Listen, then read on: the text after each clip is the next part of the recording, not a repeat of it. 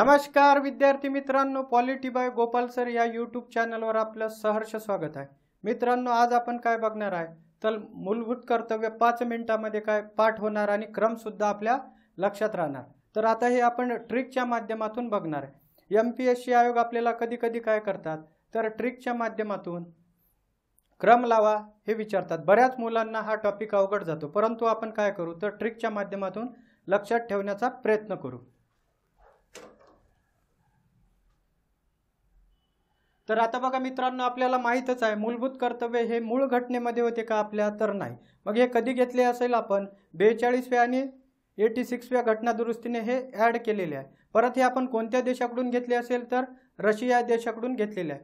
तसंच मित्रांनो, हे समाजवादी या देशामध्ये काय तर मूलभूत कर्तव्य आपल्याला पाहायला मिळतात। परंतु जपान असा एक देश आहे, भांडवलशाही देश असून सुद्धा तिथे काय तर आपल्याला मूलभूत कर्तव्य पाहायला मिळतात।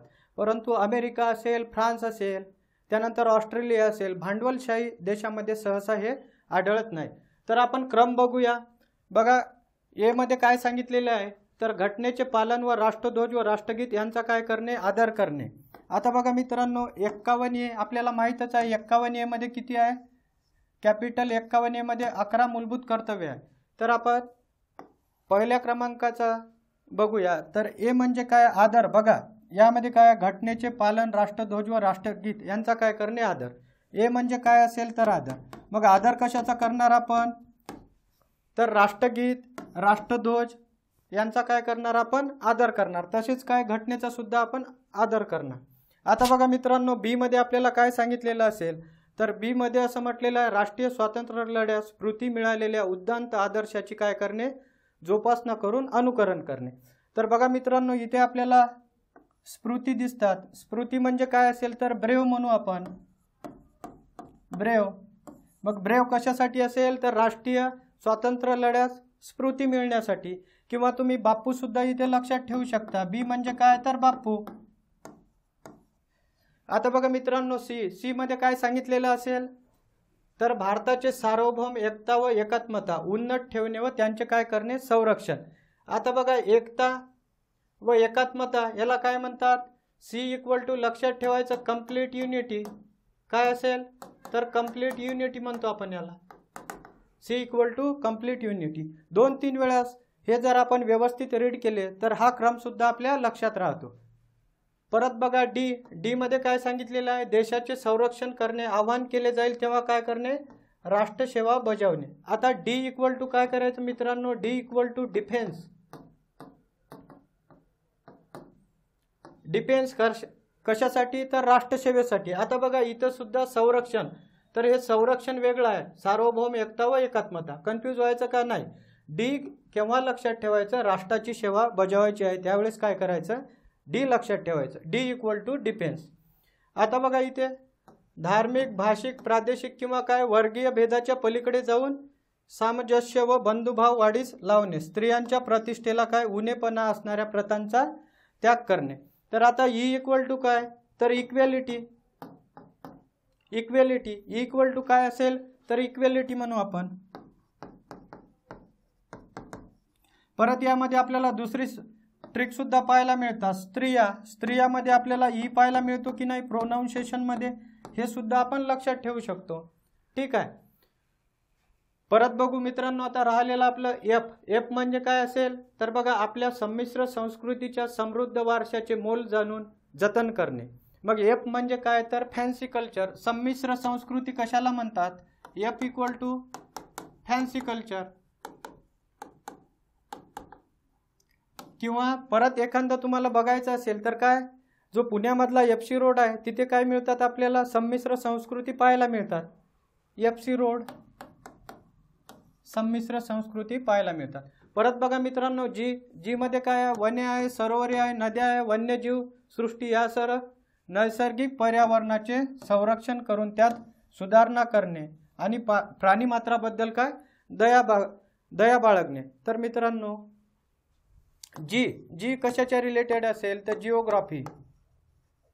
जिओग्राफी किंवा काय ग्रीन म्हणजे काय, वने, सरोवरे, नद्या किंवा जिओग्राफी मधला हा पार्ट आहे आपल्याला भूगोल मधला। ठीक आहे, तर आता बघा याचे म्हणजे विज्ञानिष्ठ दृष्टिकोन, मानवतावाद आणि शोधक बुद्धी व सुधारणावाद यांचा काय करणे, विकास करणे. तर याचे बघा एच इक्वल टू ह्युमॅनिटी म्हणतो आपण, मानवतावाद म्हणतात याला. ठीक आहे, तर एच वरून लक्षात ठेवायचं. ह्युमॅनिटी बरोबर काय येणार, तर विज्ञानिष्ठ दृष्टिकोन आणि मानवतावाद. H equal to I equal to काय असेल, तर सार्वजनिक मालमत्तेचे संरक्षण करणे व हिंसाचाराचा काय करणे, निग्रहपूर्वक त्याग करणे. तर आता बघा मित्रांनो, सार्वजनिक मालमत्ता म्हणजे काय, तर Indian property. I equal to काय असेल, तर इंडियन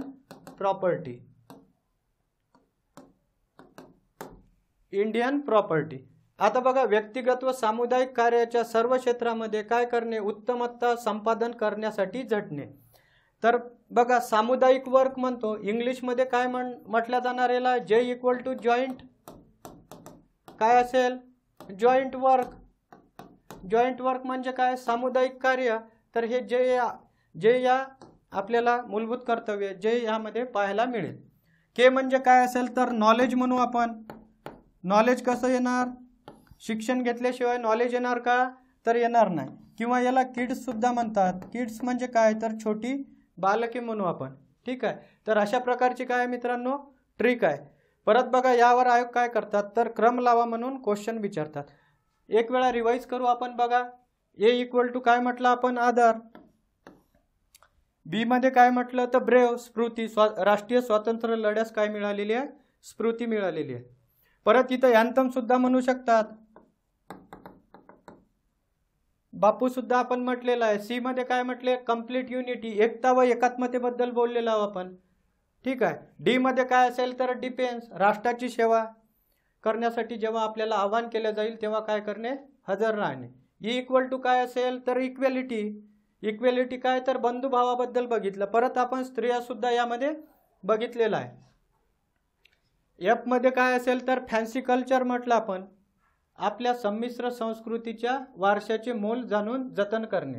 जी म्हणजे काय, तर जिओग्राफी किंवा आपण काय म्हणू, भूगोलच्या रिलेटेड जो पार्ट आहे, किंवा ग्रीन काही लक्षात ठेवू शकतो आपण. एच म्हणजे काय, तर एच म्हणजे ह्युमॅनिटी म्हटलं आपण, मानवतावाद म्हणतात इंग्लिशमध्ये. आय काय असेल, तर इंडियन प्रॉपर्टी, सार्वजनिक मालमत्तेचे संरक्षण करणे. जे काय असेल, तर जॉईंट वर्क.